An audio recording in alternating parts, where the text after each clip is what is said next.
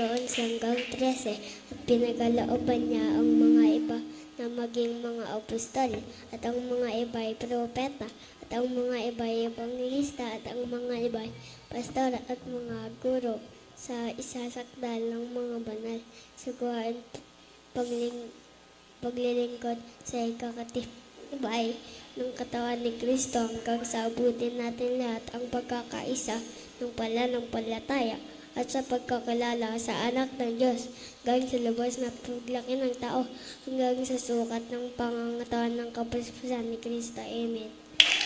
Ang pinakamataas na magpupuri ay para lamang sa ating mahal na Panginoon. Jesus ko lamang. Nagpapasalamat po ako dahil po pinagaling niya po ako, yung may lagnat po ako. Nagpapasalamat po ako sa pag-iingat ng mahal na Panginoon sa amin, sa mga pagpapala binibigay po ng mahal na Panginoon. Hanggang dito lamang po, ang lahat ng kapurihan ay para lamang sa mahal na Panginoon.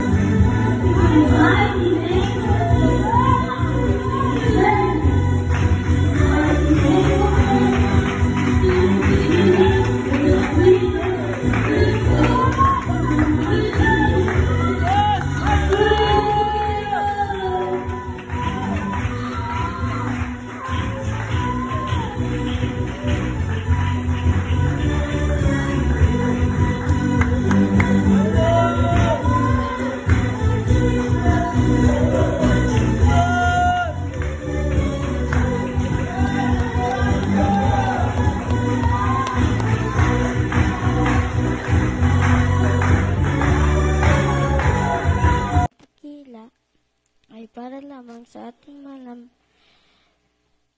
na Panginoong Hesus. Ako po ay nagpapaabot ng dobleng paggalang at pagrespeto sa ating beloved Honorable Pastor Will D. E. Almeda, the end-time prophet of loving God.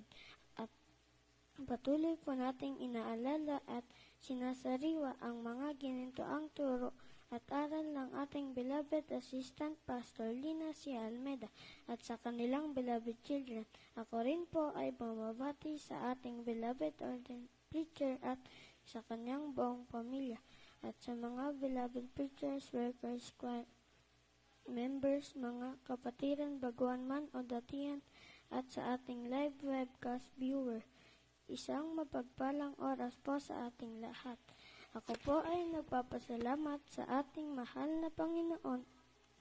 Nagkaroon po ako ng pagkakataon na maibahagi ko po ang mga kabutihan ng ating mahal na Panginoon na sa aking buhay. Noong baby po ako, sabi po ng mga magulang ko, mayroon po ako allergy sa mga malalansang pagkain. Andyan din po na nagkaroon po ako ng maraming sugat sa tenga hanggang sa leeg po. Andyan po nang ipa-check up daw po ako, naresetahan daw po kami ng mga maraming gamot para po sa mga sugat ko at allergy ko. Sabalit, ang ginawa po ng aking mga magulang ay nagtiwala lamang po sa ating mahal na Panginoon ay nananalangin. Inalis at pinagaling po ako ng ating mahal na Panginoon. Amen. At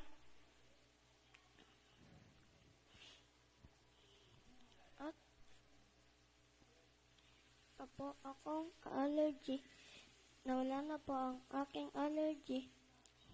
Ngayon, sa unang dalangin po ng ating mahal na pastor, Amen, praise the Lord.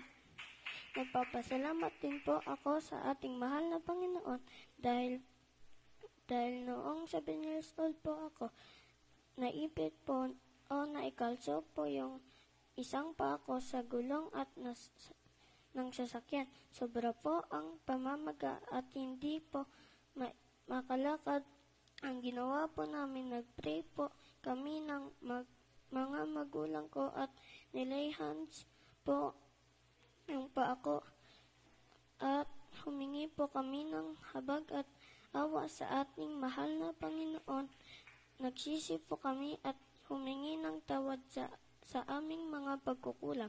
Andyan po na kinabukasan, pina-x-ray po namin yung paa ko at habang ini-x-ray po, nananalangin po ang mama at papa ko sa loob ng x-ray room.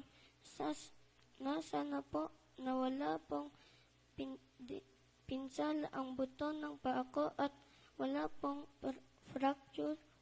Tunay nga pong makuha ang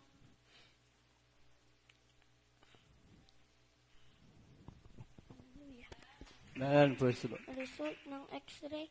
Salamat po sa mahal na Panginoon.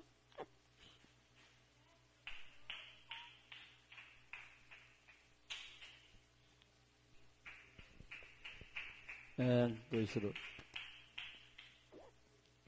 At wala pong fracture yung paa. At unti-unti ko pong nailakat.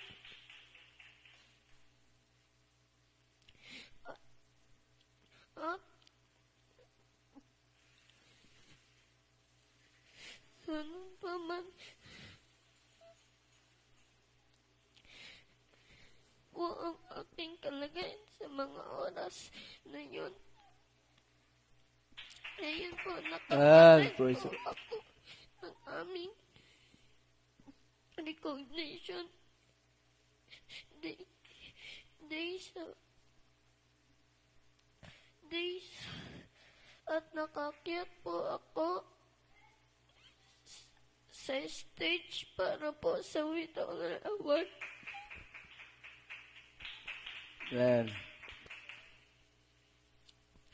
Nagpapasalamat po ako sa ating mahal na Panginoon sa karunungan na ipinagkaloob po niya sa akin. Nagpapasalamat din po ako.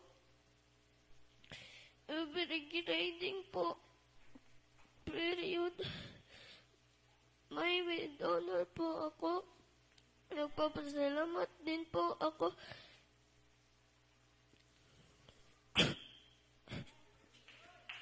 And praise the Lord. Ginagamit niya po ako bilang isang mag-aawit sa kanyang banal na ubasan. Bilang isang children's choir, nagpapasalamat po ako sa mga pag-iingat niyo po sa aming pagpasok sa school, sa mga pagpapala. Nagpapasalamat din po ako. Ako ngayong buwan din po ang aking kaarawan. At bago po ako magtapos, kami po ay mag-aalay ng isang papuring awitin para sa